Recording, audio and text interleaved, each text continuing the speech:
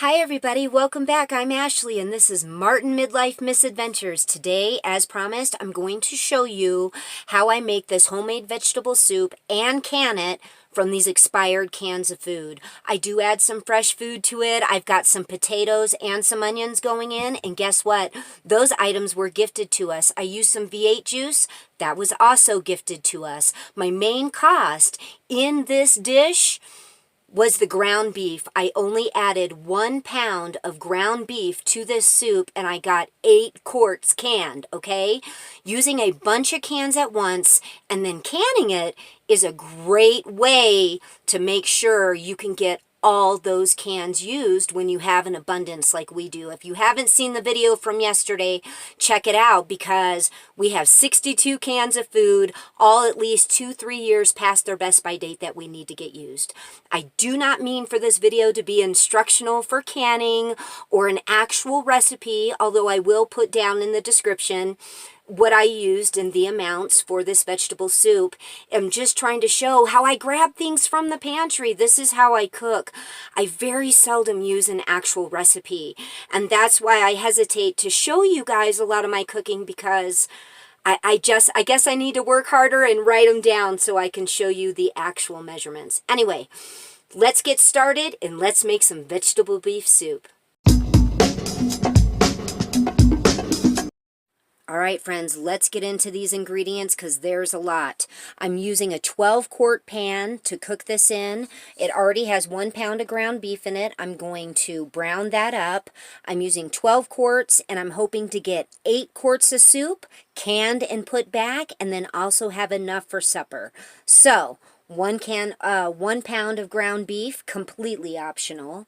I'm going to use some fresh ingredients as well. I've got these white potatoes and 2 different kinds of onion here. I think 2 big onions would be great for this amount of soup.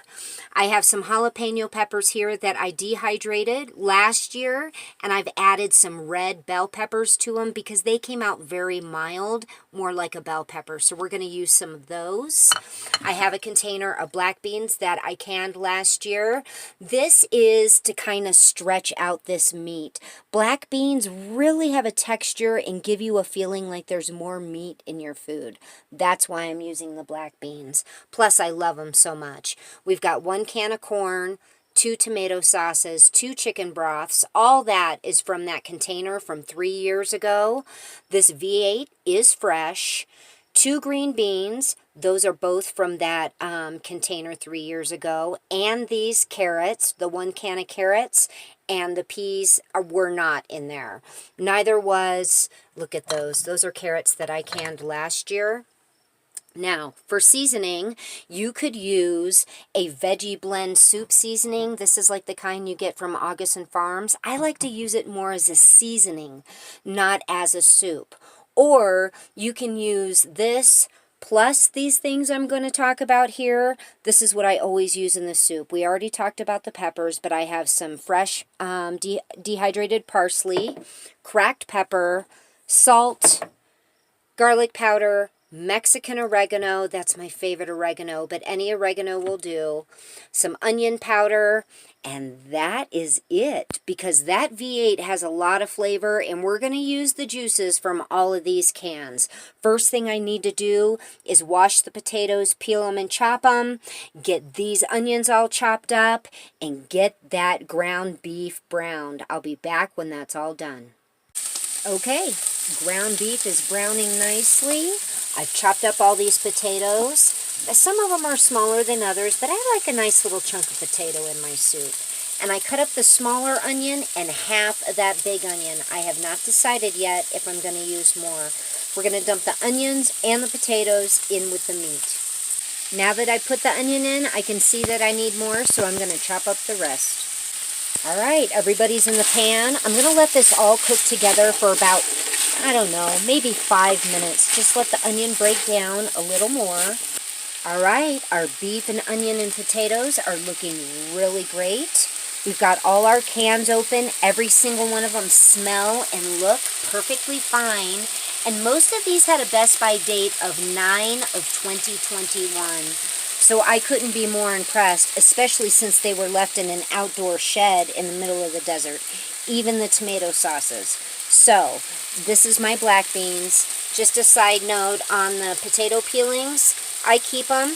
I left a little meat on them because we can go ahead and season them, put them in the air fryer, in the oven. I can fry them up on the stove top. Do not waste your peelings. There's lots of nutrition in that skin, and man, you can make them taste good. Let's get back to business. I'm going to just start dumping every single can and the juice. The only ones that I do drain the juice out of are the peas, and that's because peas really have a strong flavor. And if I put 2 cans of pea juice in here, it might be a bit much. Okay, there's my home. Those are the ones that I canned at home. Let's put them next to, these are perfectly fine, but let's see the difference. Is there much of a difference? Oops. Little bit. I see one right there that has a top on it, see? Right there. Okay, let's keep going. Green beans, 2 of them, and the juice. I have 2 little cans of tomato sauce here. Not something I would necessarily use on a regular with this soup, but they're past their date and they really needed to get used. Now I do have 2 cans of peas and 2 cans of chicken broth. I'm not decided if I'm adding the chicken broth until after I add this V8 juice. So let's go ahead and give this all a stir. And remember, we still need to put some seasonings in this. So let's see how thick we're already looking. We're looking pretty good, and we still have some peas to add in here. So let's put in the V8 juice. Those are the black beans. I realized I had forgotten to put the black beans in. So anyway, now we're going to add this entire bottle of V8 juice. I usually like to use the no salt added or reduced sodium, but I didn't have any, so we're going to use this. So I'm not going to add a lot of salt to this. We'll do salt at the very end. All right, let's stir it up. Let's add our peas. Now these I did drain. Here's my little plate of seasonings. I've got a tablespoon of garlic powder, a tablespoon of onion powder, a tablespoon of parsley flakes, about almost a tablespoon of the oregano, and 2 heaping tablespoons of my jalapeno and red bell pepper mix. Again, these jalapenos are not spicy. They were mild, more like a bell pepper, so you could substitute bell pepper for that. The fresh cracked pepper, I will just season that as we go along, and I am not adding any salt until the end because we want to taste it, right? And make sure the salt level is good. So, in with the seasonings. Stir it up. Oh, this is going to be so delicious. Do you all love vegetable soup? I love vegetables. Vegetable beef soup, or just vegetables. So, I'm going to put a lid on this. I have a big lid. Hey, this is a dumpster diving find, guys. We found this pan at Burlington Coat Factory in the dumpster. See, there's a little bend in it right here. That was the flaw. 12-quart pan. We found that last year. So cool. Anyway, I'm going to put the lid on it, and we are going to cook this. I'm probably going to cook it for at least 30 minutes, maybe longer. And I'm going to get my canning stuff ready because I plan on canning this. All right, friends, look at this. Our soup is ready. It's absolutely delicious.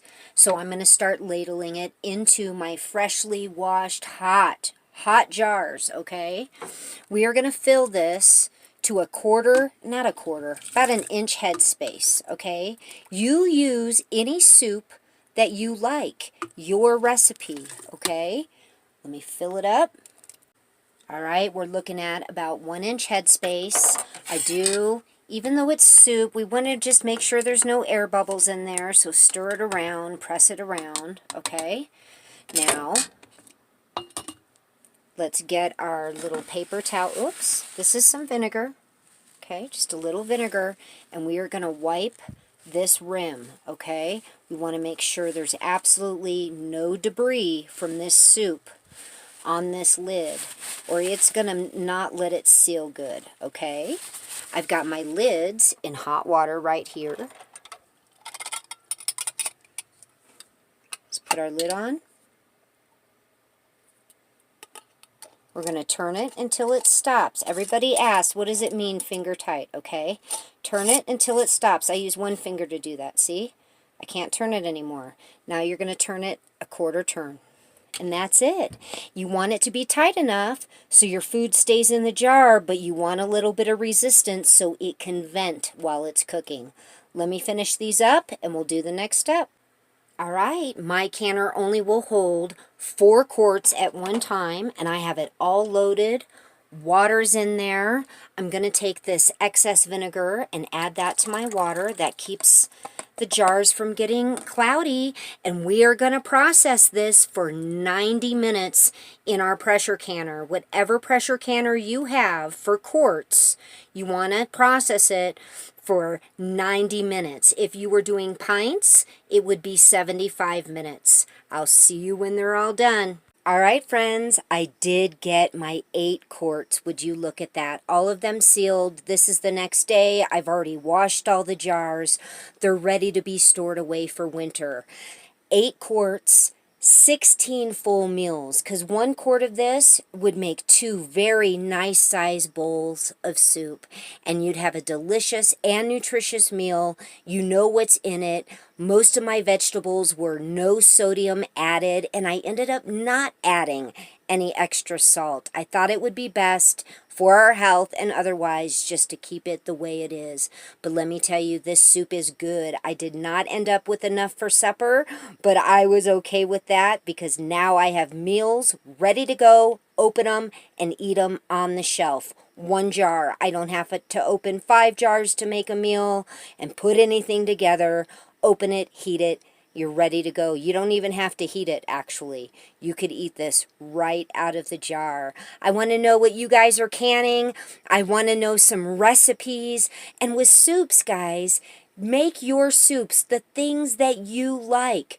The most important part is to have a hot jar, to have hot contents going into this jar, and make sure you're processing them for the proper amount of time. 90 minutes on your quarts and 75 minutes on your pints. All right, everybody, please give us a thumbs up, like, share, and subscribe, and we're going to be talking to you really soon. God bless you all.